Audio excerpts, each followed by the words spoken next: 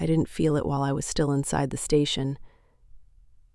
It came later, when the door closed behind me, when the cold hit my face. Was she ill? Novak's question followed me outside like an echo I couldn't shake. Not loud, not urgent, just there. Ill. I tried to give the word its usual meaning. Weak, tired, old, but my body didn't accept it. I saw Hilda again, standing too still by the kitchen counter, one hand resting on the edge of the sink, not doing anything, just waiting for the wave to pass. At the time, I had called it exhaustion, stress, shock. Now it rearranged itself. The pallor, the way she avoided sitting too long, the pauses between movements, careful and measured, the coats she wore even when the weather didn't ask for them, and the nausea. God, the nausea. My stomach tightened before my mind caught up. Not fear, recognition. Because this wasn't theory. This wasn't deduction. This was memory. I had been there, in those weeks when nothing shows yet, but everything changes, when your body knows before anyone else does, when you learn to stand still and breathe through it.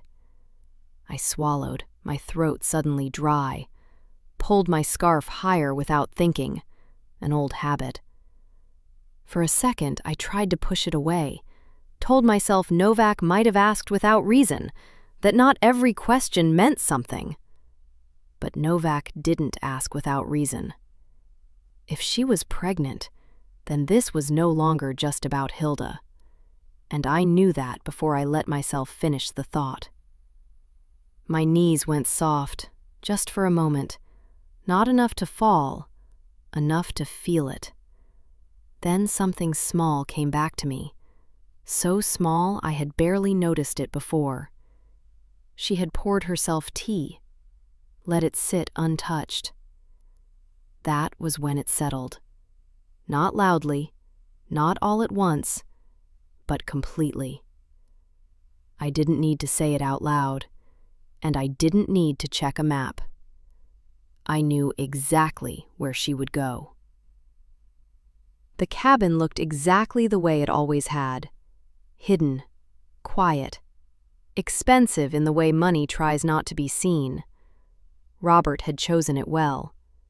No signs, no name on a map, no road that led to it by accident. You had to know it existed. And I did. I didn't know if Hilda was there. I only knew that if I were in her place, pregnant, alone, terrified, this was where I would go.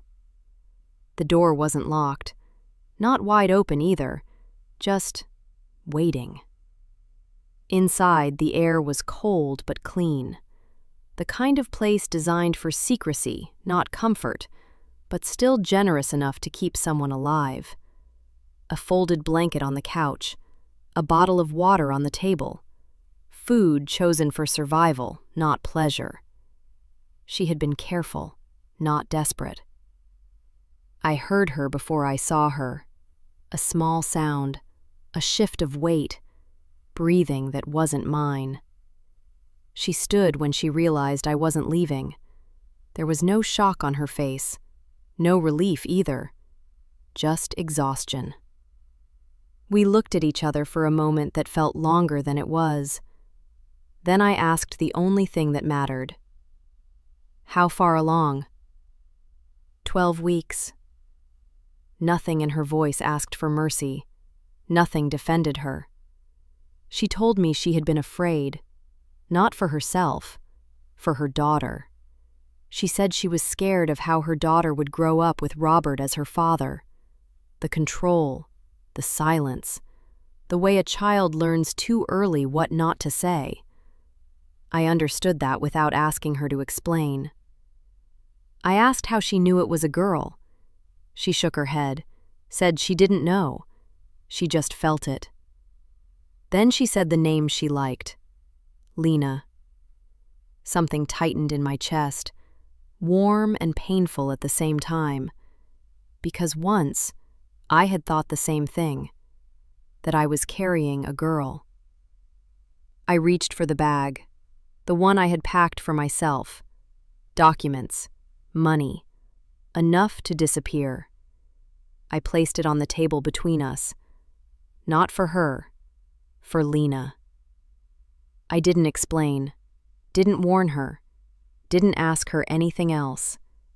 I didn't ask if she had killed him, because I didn't know, and because knowing would have taken the choice away from me.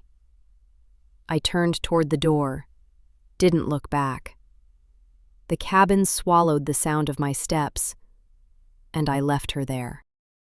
I didn't feel different when I got back into the car. That came later. The engine started, the road appeared. The world continued, as if I hadn't just crossed something I couldn't uncross. I drove for a while without thinking. Or maybe I was thinking too much, just without words. No one knew where she was. That thought came first. Not as fear, as fact. No one had followed me. No one had asked the right question yet. No one knew about the cabin. Robert had made sure of that. And now, so had I. I didn't help her because she was innocent. I didn't help her because she was guilty. I helped her because I didn't know. And because there was a child who had done nothing wrong either way. If I had asked her whether she killed him, the answer would have owned me. It would have decided everything for me. Instead, I chose to live with not knowing. I had learned a long time ago what doing nothing feels like. It stays with you. It grows heavier than action ever does. The bag had been mine, packed carefully, quietly, with the kind of precision that only comes from final decisions. It had been meant for after, for when I wouldn't be able to stay. I hadn't planned to give it away, but when I placed it on the table, I knew exactly what I was doing. It wasn't for Hilda. It was for Lena. For the possibility that she might grow up somewhere else. Somewhere without his shadow in every room. I didn't tell Hilda any of that. Didn't tell her why. Some choices don't need witnesses. I checked my phone then. 2 messages. The first one was from David. Short, unadorned. My mother is gone. Everything about his silence rearranged itself in that moment. He hadn't pulled away. He hadn't been distant. He had been breaking. I knew him well enough to know what that meant. The numbness. The way grief turns inward before it ever comes out. I knew he was shattered. And I wasn't there. The second message was from Veronica. She said she had tried to call, that she hoped I was all right, that there were things to talk about when I felt ready.